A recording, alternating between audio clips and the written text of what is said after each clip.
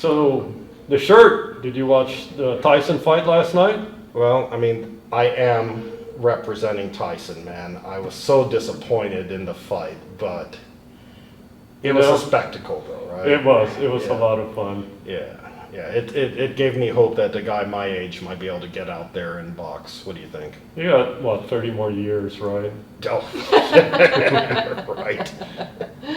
Oh, yeah, but it was a good time, man. You know, there were a few technical snags, but overall it was an enjoyable, especially the undercard. Those were great fights. Man. Oh, yeah, especially the women. Oh, yeah. Katie Taylor, Yeah. we won't talk about that, man. So, hey, I saw Texas Monthly did an article about the family, huh? Well, the author Steve Harrigan. Cousin second? Yes. Yeah, he wrote this really interesting story about a very rare painting by Fernando Amorsolo. He was the premier painter of the Philippines. And in the article, he linked it to Granddad.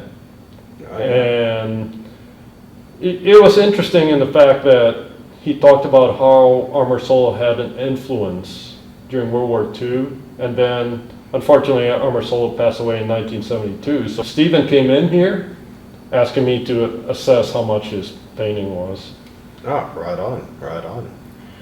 And this was, when was this? Was this the November issue of Texas Monthly? Yep. Okay. And you know, it was a Texas Monthly, Texas publication, but I'm getting calls from all over the U.S. I'm getting emails from international places. Oh, that's awesome, man. Yeah. Yeah, well deserved, man. Well, speaking of artists, we've got one with us today. We've got Debbie Upton, an exhibiting artist at your gallery, Primal Gallery, right? Welcome, Debbie. Hi. Thank you. Thanks for having me. So, we know your husband, Matt. The rest of the family? So I have twins. I have two boys. They're seniors this year in high school. So we're almost empty nesters once again. So More time for painting. more time for painting, yeah. So how do you balance a full-time job, being a mom? When do you find time to do art? That's a good question. My freelance work as an outdoor living designer, pool designer, is kind of seasonal. So it really slows down November through December, into December, and then it picks back up in January. So I find myself doing more art during those couple of months. And so it's kind of a nice balance, you know, the full-time stuff comes to a slowdown and then I can pick up the art again and yeah. Or sometimes, you know, on the weekends and evenings, then when I have time and energy. Well, I really love the pieces that you put out for display here, and they're so different as well. Like, how would you describe your art? What is the medium? What is the style? Am I using the right word? Well, I mean, just vaguely, it's abstract. I use alcohol inks. Ooh, what's that? Which they're a very liquid medium. They come in like a little dropper bottle, and I dilute them with isopropyl alcohol. It has to be 92% or stronger. And they come out and they work a little bit like watercolors. So they're a lot of fun because you can get very bold, saturated colors, or you can get more diluted colors. So that's really cool. And they dry super quick. Can I pick one of these up? Yeah. Yeah, I guess I'm just gonna point it at the camera real quick just to show the variations in color. I think these are great pieces. I love the colors on this one, and I love I can't call it patterns, the abstractness of it. Yeah. These are great. This one was a recycled one, and the original one had all the dashes on it, and I didn't like it, so I did some more, another layer on top of it. So it kind of worked out nice for a layering effect. So is that an advantage of working with this medium with the alcohol inks, that you can do that and recycle if you feel the need? Yeah. I mean, some of my canvases with the alcohol ink, it's very, very strong. So it will seep through like gesso or white paint. So I have to use kills to recover it, to be able to truly recycle it. But in this case, I didn't do that. I just did it over the original alcohol ink. And you do have to be careful because it will reactivate the original layer. So you got to be careful not to over mix because things will become muddy. So, alcohol, and that's a very different medium. Not too many of the artists here use it. We do sip and paints here. Ooh. A little more sipping with the alcohol, but Yes, please. Alcohol and alcohol ink. right. So,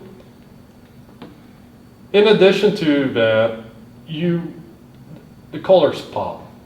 If you look at the work behind you, this is one of the favorites at the gallery. The use of colors, they're very linear in terms of popping out. Do you use any other mediums with alcohol ink? I do. Some of my pieces have this outlining to them, and that's the Posca markers, which is like an acrylic marker. So a lot of times I'll come back and I'll outline the natural lines that were left by the drying of the alcohol ink. So I'll come back in and highlight what was naturally made. So in the case of this one, I came back with the black. Sometimes I do the white. You can see on these two, I did the white outlining. And sometimes, like on this one, I don't do any outlining. So it just kind of varies. I kind of let the piece speak to me and decide, what it needs, if it needs more. It's, I gotta say though, it's very therapeutic to do all this. I mean, this one took, oh my gosh, hours and hours of outlining. But it's very therapeutic. Like you completely lose yourself in, getting and following all those details. So it's a lot of fun and it's very therapeutic. So bonus. Well, I love this one here. To me, it looks like there's a lot of layers and depth to it. And I'm trying to discern how you did the spirally shapes. Is this some sort of masking technique? Yeah, so I use a liquid mask, which is the same masking fluid that's used with watercolors. And I did that first. So I did the lines, and it's not the easiest stuff to control. So, and I always have to work flat. So I did the masking fluid, then you have to let it dry, and then I come back with the alcohol ink and move that around and get it where I want. It said nothing. It I'm really in a is. trance looking at Yeah. it. Really, it's very cool. I could stare at that and I'm seeing different patterns, different shapes. It's like staring at the clouds almost. Oh yeah. Finding, just little details in your pieces that are amazing. Yeah, and thank you so much. That's what I love, is I love that, in each painting there's so many different details no matter where you look. And another thing I love is that when people see them and react to them, some people will say, well, I see this, or it makes me feel like this. And then someone else will come along and say the exact opposite. And so I love getting the feedback of different reactions.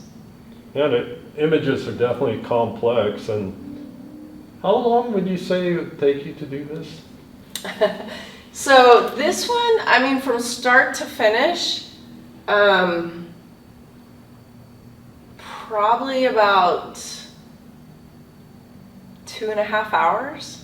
Oh, okay. That's a little quicker than I thought it would be. It is very quick, and I feel like sometimes I feel like a cheating artist because it does dry so quick. Like my medium preference before this was acrylics, and they're not as bad as oils, but they still take time, and you got to be patient to let it dry or whatever. But this, I just love because it dries so quick, and if you have a fan or a heat gun or something on it, then it dries even quicker. Right. And you get different effects. If you let it dry naturally, you get a softer edge. If you use a heat gun, you get the harder outlined edge. So it just depends on the piece. But I love that I can do 2 or 3 paintings in a day. It's so gratifying. So, one of the most difficult things I find as a curator of a gallery is, how do you price it? Because if you look at most of the students that go to an art university, they're told, charge it by the square inch. Mm-hmm. But what I find, the recipe for selling art correctly is it's about affordability and the demand. So would you say you're one of the market chasers, where if you hear a certain type of abstract is selling, you start painting those? Or how do you process how you create the images? Well, I definitely get influenced by artists I see on Instagram or Pinterest. I mean, that's how I got into alcohol inks, was seeing them on Pinterest. But I think I got so addicted to them that I've stuck with it. Mm-hmm. And I do my own thing. Like, most alcohol inks are done on paper, and it's a special kind of paper. But I prefer doing them on canvas, and I had to experiment with different canvases, because some canvases, the ink will just soak through. But I've found like a triple coated gesso that work really well with the alcohol inks. So my preference is canvas, which makes me a little bit unique. Not so much anymore. It's starting to grow. But yeah, I mean, pricing is huge. It's so difficult. And a lot of people say, it's based on your experience. And I am a lifelong artist, on and off, like different mediums. But with alcohol ink, obviously it only goes back a few years now. So it's tough. I've always struggled with pricing.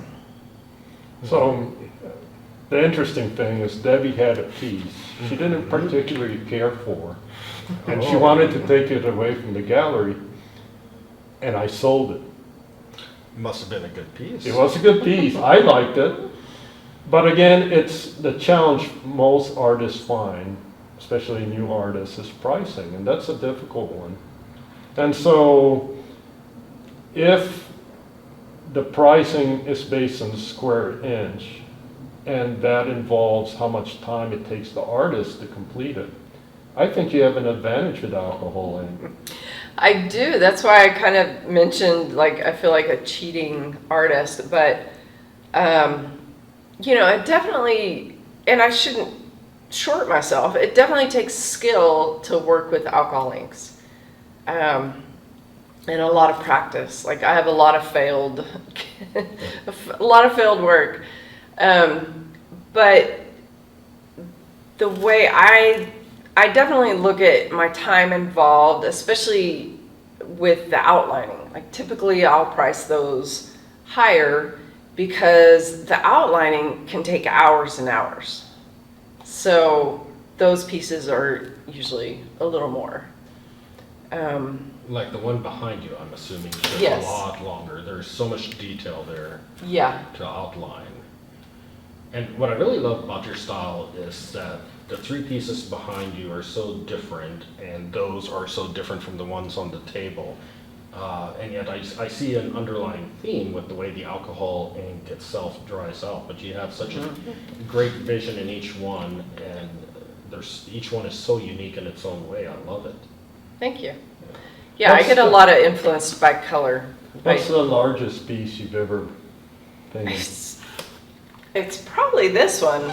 I would love to work bigger, but obviously those bigger canvases are more expensive and more material, and so I haven't ventured out any much bigger than this.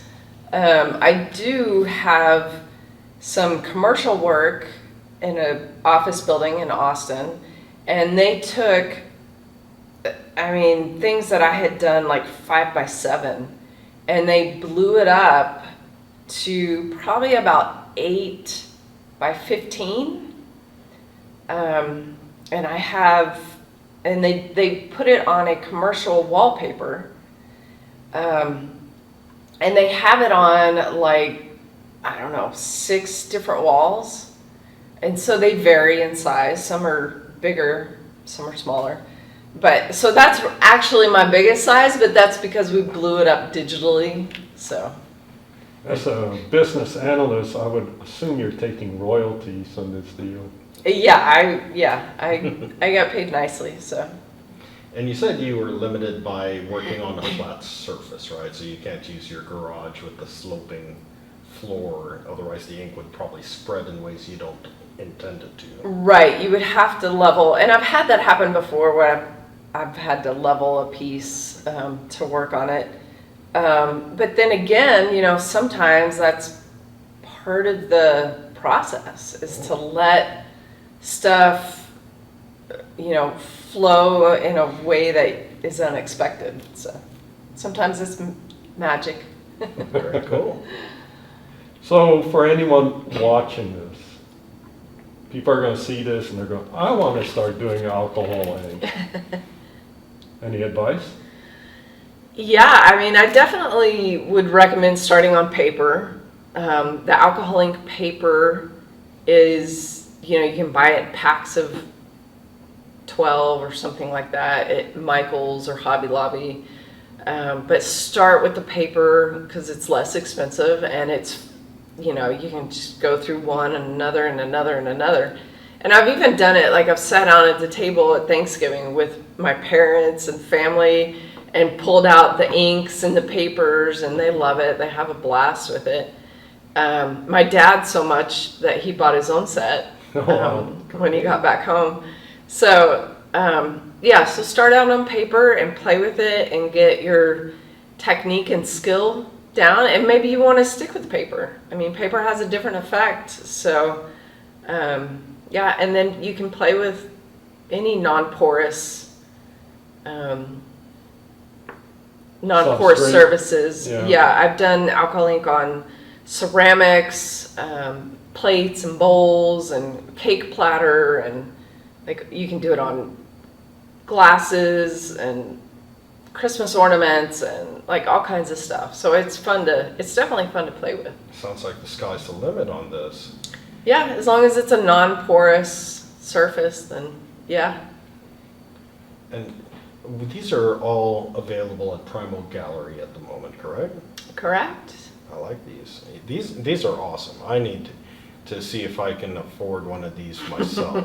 Well, I'm thinking we should have somebody over for Thanksgiving and have us play with some alcohol ink. You know what? We will supply a different kind of alcohol and make it a fair trade. I think that's I think so too. How do people find you? Do you have a website? Do you have, Yes. tell us about that. So I post on Instagram, not as much as I should, but I do have debbieupton.art on Instagram, and that's my website. So yeah, it's, you know, like I said, it's not always up to date. The Instagram's more up to date than my website. And then, yeah, to reach out to me here as well. Right? awesome. Awesome. Well, it's been a lot of fun hosting you today. Thanks for having me. So we talked about alcohol ink. We always use the guest's expertise in helping us with an issue. Oh, I think I see where this is going. Yeah, in this case, it's alcohol. Not the kind used for art. But before you judge us for alcohol, and both of us, I have to ask you, are you allergic to nuts? No. What do we have here? So, your expertise is to tell us what you think of this concoction. And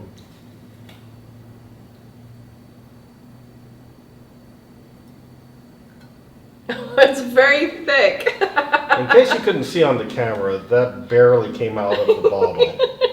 You might even be able to tip that upside down and it won't come out. This isn't like mayonnaise, is it?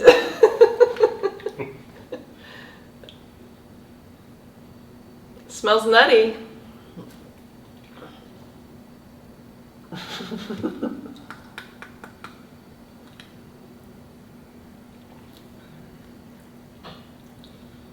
It tastes peanut butter. yes, It almost reminds me of like an Asian dish with peanut butter in it. yeah. This is peanut butter tequila. Oh. What? Yeah, it's different. I don't know that I could take a whole lot of it, but. That is interesting. She seems to want more, though. I know. Yeah, if you need to lick the glass clean, you won't judge. That's okay. Well, Debbie, it's been fun. Yeah. Thank you for having us. Yeah, thank you so much. And, learning about the different art styles, including alcohol ink, I now have a new talking point. I love this. These are great pieces, and Thank you. It's something that I can, as a art newbie, I can appreciate and hopefully get me started on my journey towards art appreciation and hopefully collection. All right. Sounds good. Yeah. Thank you guys for having me. I appreciate it. You're welcome.